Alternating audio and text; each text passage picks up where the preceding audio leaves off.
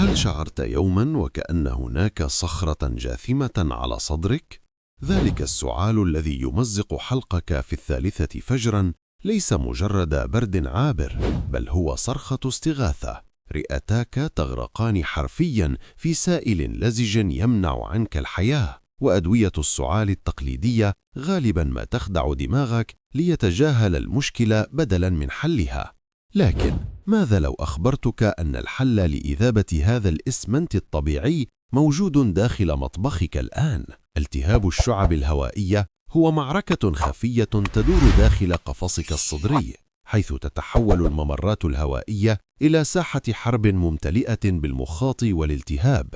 هنا في قناة رصيد الصحة نحن لا نؤمن بالمسكنات المؤقتة، بل نبحث أصل أصل الداء لنقتلع جذوره. اليوم سنحقق معا في الوصفة الثلاثية التي تعد بتنظيف رئتيك وإيقاف السعال المزعج في 3 أيام فقط. الحل في نهاية هذا الفيديو قد يكون أبسط مما تتخيل، لكن مفعوله كالسحر. لنتخيل معا ما يحدث الآن. رئتاك تشبهان شجرة مقلوبة، أغصانها هي الشعب الهوائية. عندما يهاجمها الالتهاب تفرز هذه الأغصان مادة لزجة وسميكة تشبه الغراء لمحاصرة الميكروبات. السعال هو محاولة يائسة من جسمك لطرد هذا الغراء، ولكي ننجح في المهمة نحتاج إلى وصفة تعمل كمذيب قوي لهذا الغراء. وهنا يأتي دور عملائنا ال3 السريين. العميل الأول: الزنجبيل الطازج المدمر للغراء. تخيل الزنجبيل ليس كمجرد طعام، بل كفريق تنظيف محترف.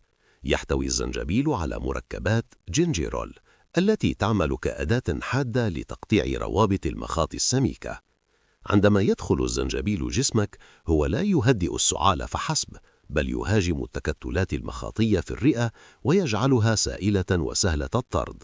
إنه يحول الإسمرة في صدرك إلى ماء. العميل الثاني: الكركم مطفئة الحريق. إذا كان المخاط هو المشكلة، فالالتهاب هو النار التي تنتجه. الكركم، وتحديدا مادة الكركمين الموجودة فيه، هو أقوى مضاد التهاب طبيعي عرفته البشرية. تخيل أن جدران شعبك الهوائية متورمة وحمراء.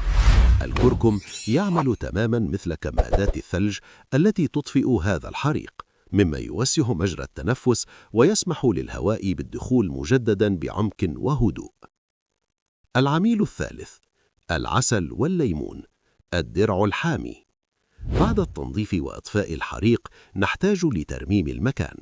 العسل ليس مجرد سكر، بل هو ضمادة سائلة تغلف الحلق المتهيج وتقتل البكتيريا المتبقية. أما الليمون فهو القنبلة القلوية التي ترفع مناعة الجهاز التنفسي فورا بفضل فيتامين سي، مما يمنع العدوى من العودة مرة أخرى. الآن لنحول هذا العلم إلى عمل. إليك روشتة رصيد الصحة ل3 أيام القادمة. أولا، الوصفة: الإكسير الذهبي. قم بغلي كوب من الماء، أضف إليه ربع ملعقة صغيرة من الكركم و3 شرائح من الزنجبيل الطازج. اترك المزيج مغطى لمدة 5 دقائق، هذا سر الاحتفاظ بالزيوت الطيارة. ثم أضف ملعقة عسل ونصف ليمونة. ثانيا، الجرعة: اشرب هذا الكوب دافئا 3 مرات يوميا، مرة على الريق ومرة في منتصف اليوم، والأهم مرة قبل النوم مباشرة لضمان ليلة هادئة. ثالثا، الممنوعات: توقف تماما عن السكر الأبيض ومنتجات الألبان خلال هذه الأيام ال3، لأنها الوقود الذي يزيد من إنتاج المخاط. صحتك هي استثمارك الحقيقي ورصيدك الذي لا يجب أن ينفد. إذا كنت تريد كشف المزيد من أسرار جسمك التي لا يخبرك بها أحد، اشترك الآن في قناة رصيد الصحة وفعل الجرس. تنفس بعمق، وإلى اللقاء في تحقيق صحي جديد.